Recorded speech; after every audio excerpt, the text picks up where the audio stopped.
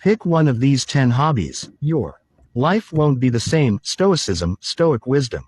Intro. What if the one thing standing between you and the life you've always wanted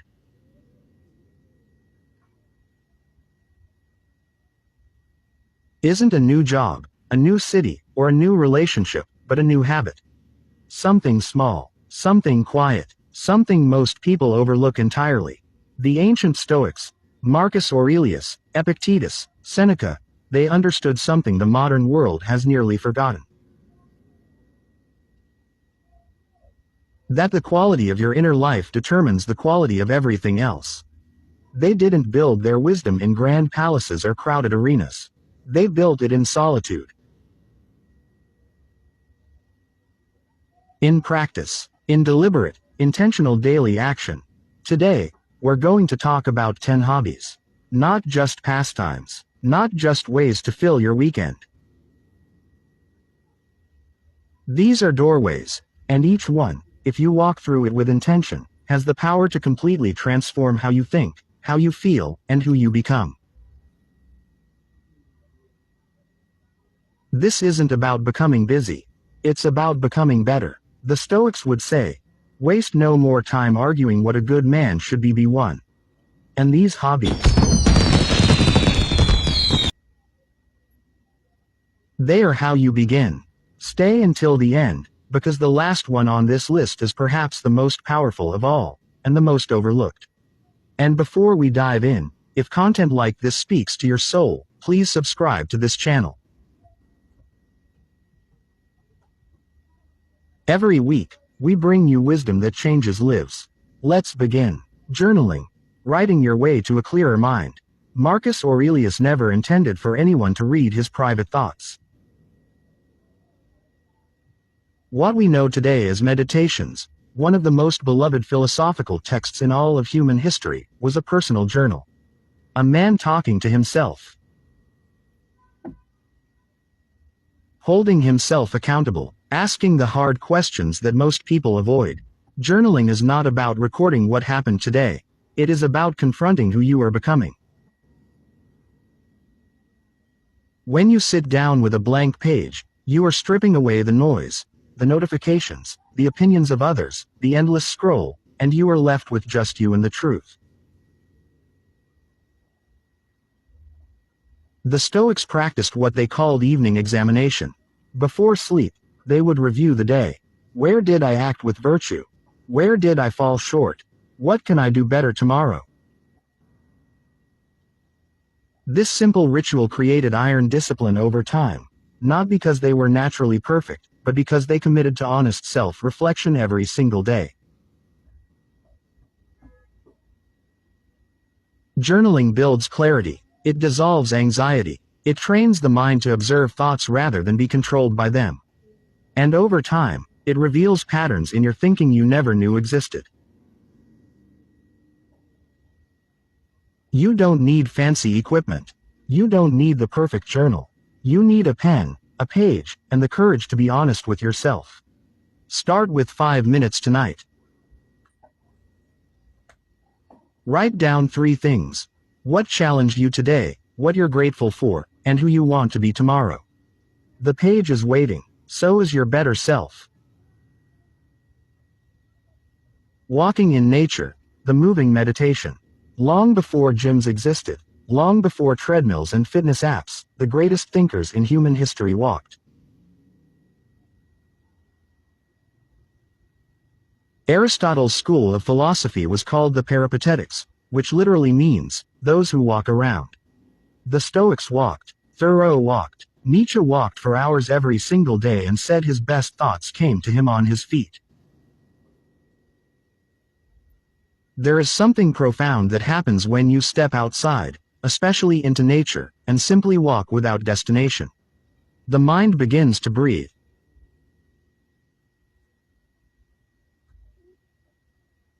The shoulders drop, the inner noise quiets, and in that quiet, something opens up. Walking in nature is not just good for the body. Modern science confirms what ancient philosophers already knew.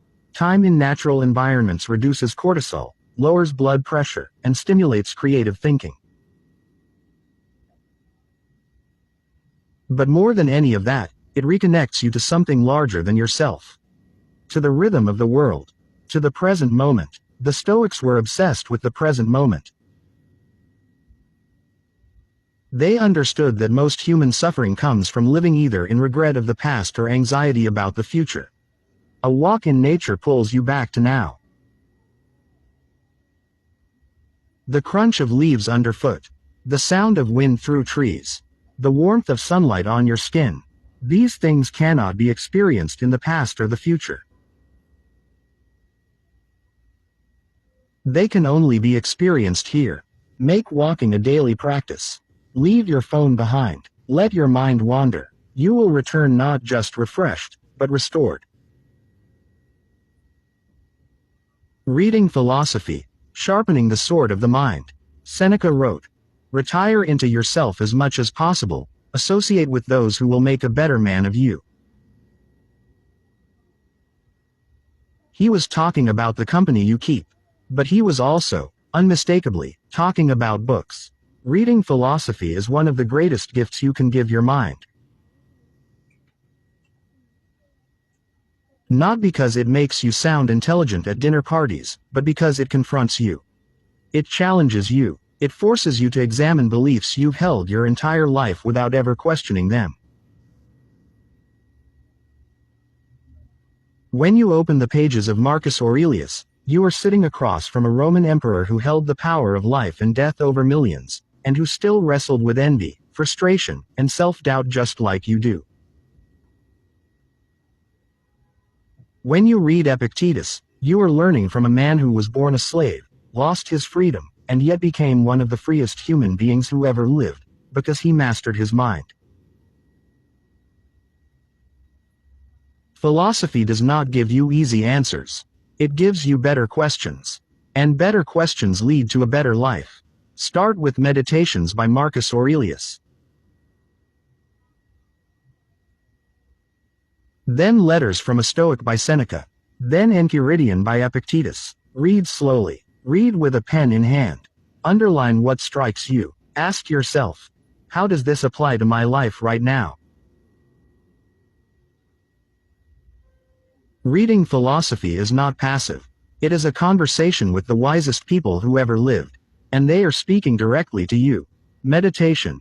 Returning to the eye of the storm. The Stoics called it prosos, attention.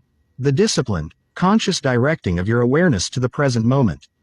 In modern language, we call it meditation. And it may be the single most powerful tool available to a human being who wishes to transform their inner world. We live in an age of relentless distraction. The average person checks their phone over 90 times a day. We are constantly pulled out of ourselves, into someone else's drama, someone else's news cycle, someone else's opinion of what our life should look like. Meditation is the practice of coming home. Epictetus taught that the only true freedom is internal, the freedom from our own reactive, undisciplined thinking. Meditation is how you build that freedom, not by emptying the mind, as many people mistakenly believe, but by learning to observe the mind without being at its mercy. When a difficult thought arises during meditation, and it will, you don't fight it, you don't indulge it, you simply notice it, label it, and return to your breath. Over thousands of repetitions, something extraordinary begins to happen. That same skill, notice, label, return, begins to operate in your daily life. Someone says something that used to trigger you immediately.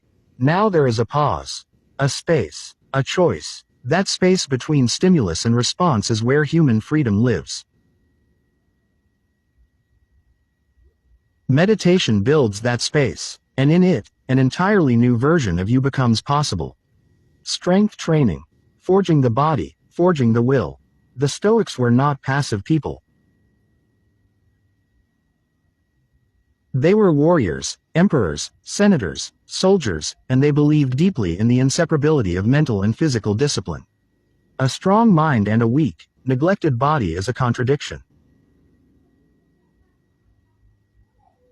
Because the body is not separate from the mind. It is the vehicle through which the mind experiences the world. Strength training is one of the most honest activities a human being can pursue. The barbell does not care about your excuses. It does not care about your bad day, your difficult childhood, or the opinions of your coworkers. It simply sits there and asks one question: are you willing? And every time you answer yes, every time you show up even when you don't feel like it, every time you push through the resistance, you are building something that goes far beyond muscle.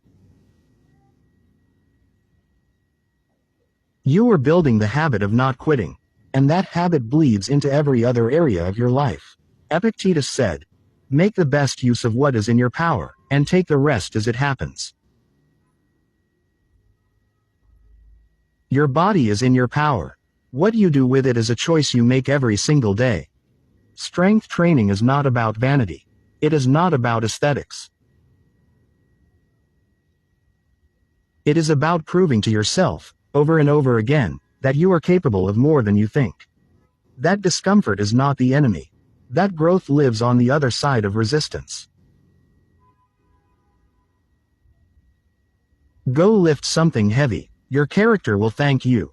Learning a musical instrument, the language of the soul. There is a reason music appears in nearly every spiritual and philosophical tradition in human history. It is a language that bypasses the rational mind and speaks directly to something deeper, something the Stoics called the logos, the divine reason that connects all things. Learning to play a musical instrument is one of the most humbling, frustrating, rewarding, and soul-expanding things a human being can do, and the Stoics would love it for exactly that reason. Because playing music forces you to embrace imperfection. You will be bad at the beginning. You will make mistakes constantly. Your fingers will refuse to cooperate. The notes will not come out the way they sound in your head. And in that gap between intention and execution, you are forced to practice one of the most important Stoic virtues: patience. But slowly, almost imperceptibly, something shifts. A chord that seemed impossible becomes effortless. A melody you once stumbled through flows freely. And in that moment, you understand something profound. Mastery is not achieved in a single breakthrough. It is accumulated in 10,000 small, imperfect attempts. Music also teaches presence. When you are playing, truly playing, you cannot be anywhere else. The past and the future dissolve. There is only the note, the breath, the rhythm.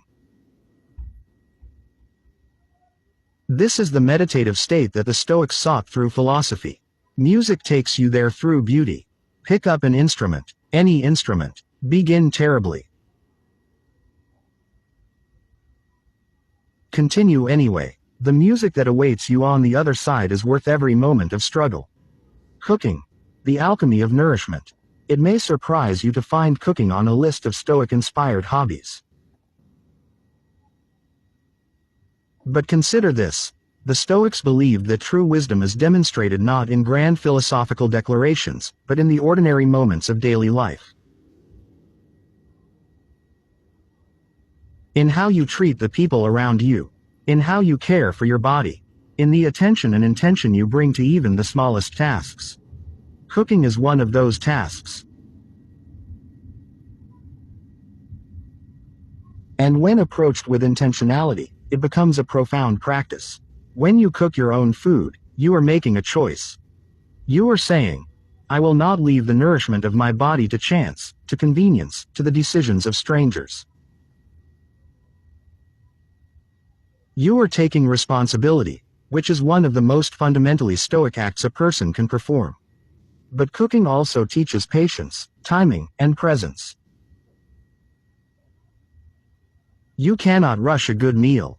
You cannot be distracted and produce something beautiful. The kitchen demands your full attention, your creativity, and your care. It rewards you not just with nutrition, but with pride, the quiet, honest pride of someone who has made something with their own hands. There is also the gift of community. A meal shared is a bond formed. The Stoics valued deep human connection, not shallow socializing. Sitting down with someone over food you've prepared yourself is an act of love and generosity.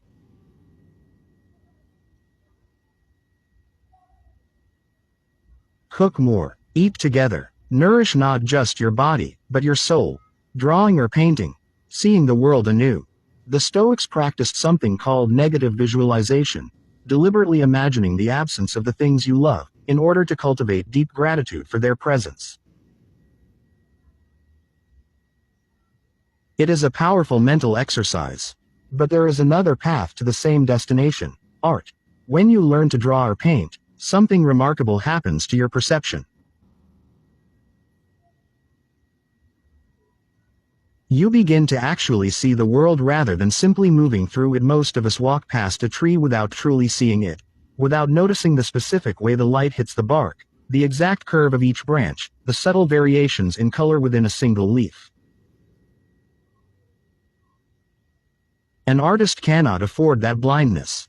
Art trains observation. It trains patience. It trains the willingness to sit with imperfection and keep working anyway.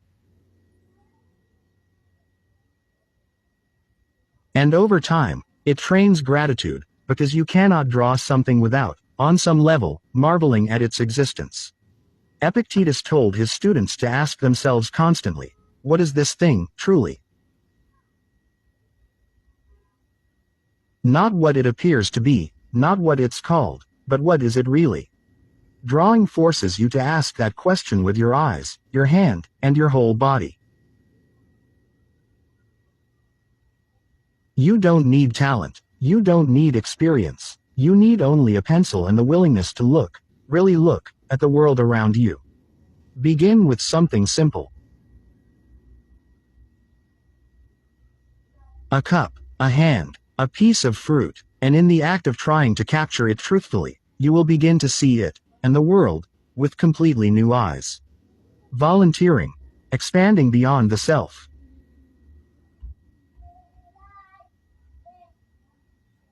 Marcus Aurelius ruled an empire. He commanded armies. He made decisions that affected millions of lives. And in the midst of all that power, he wrote this in his journal: we are made for cooperation, like feet, like hands, like eyelids, like the rows of the upper and lower teeth. He understood what many people spend a lifetime trying to learn, that a life turned entirely inward eventually becomes empty. That meaning, true, lasting, soul-deep meaning, comes from giving yourself to something larger than yourself.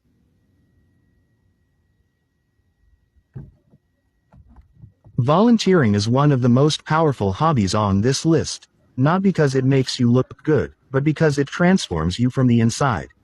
When you sit with someone who is lonely, or feed someone who is hungry, or teach someone who is struggling, something happens to your own perspective. Your problems become smaller, your gratitude becomes larger, and your sense of connection to the human family becomes real, not abstract. The Stoics believed in a concept called sympathia, the idea that all things are interconnected. That when one person suffers, all suffer. That when one person rises, all rise. Volunteering is sympathia in action. It doesn't matter what you do or where you do it. What matters is that you show up, consistently, humbly, without expectation of reward. Because the greatest reward is not the thanks of those you serve. It is the person you become in the act of serving. Silence, the rarest and most powerful practice of all. We have saved the most radical for last. Not because it is the most complicated. In fact, it may be the simplest on this entire list. But because in a world addicted to noise, it is also the rarest. And the rarest things are often the most precious. Silence, not the absence of sound, though that can be part of it.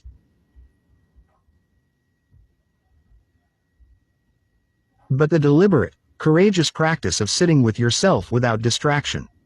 No music, no podcast, no phone, no television, just you and the vast, terrifying, beautiful landscape of your own inner world. Most people are afraid of silence. They fill every quiet moment with something, anything, because silence forces a confrontation they are not ready for. With their fears, with their unresolved grief, with the questions they've been running from for years. But the Stoics knew something most people don't. Those questions are not your enemies. They are your teachers, and silence is the classroom in which they speak. Seneca wrote, "It is not that I am brave enough to face great things. I am brave enough to face myself." Sitting in silence, regularly and intentionally, is one of the most courageous acts available to a modern human being. It is where self-knowledge lives. It is where clarity is born. It is where the truest version of you, beneath all the roles, the expectations, the noise, waits patiently. Start with 10 minutes. Just 10 minutes of deliberate silence every morning before the world rushes in. No agenda. No goals. Just presence. Just breath. Just you. And watch, slowly, steadily, profoundly, how everything else begins to change.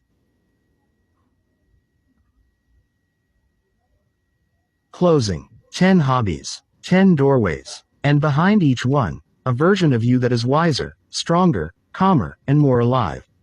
The Stoics did not believe that transformation was a single dramatic event.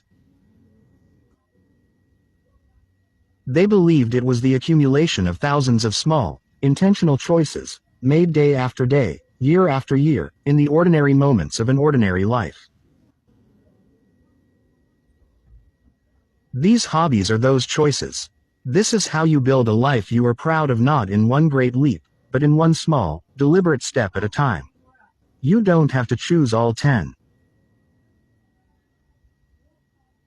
You don't even have to choose 3. Start with one. The one that felt most alive to you as you listened. The one that made something inside you quietly say, yes, that one.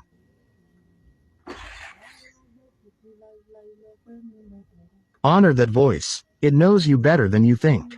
And remember what Marcus Aurelius wrote to himself all those centuries ago, alone in his tent before battle. You have power over your mind, not outside events. Realize this, and you will find strength. That strength is already inside you. These hobbies are simply the tools to uncover it. If this video moved something in you, if it stirred a thought, sparked a desire, or reminded you of who you truly want to become, please subscribe to this channel right now. Every week, we bring you wisdom drawn from the greatest minds in human history, philosophers, emperors, and thinkers whose words have survived centuries because they speak to something eternal in all of us. Hit subscribe, turn on the notification bell, and become part of a community that is committed to growth, wisdom, and living with intention. Your best life does not begin tomorrow. It begins the moment you decide, right now, to live differently. The Stoics are watching, and so is the person you are becoming. Subscribe, share this with someone who needs it. And we'll see you in the next one.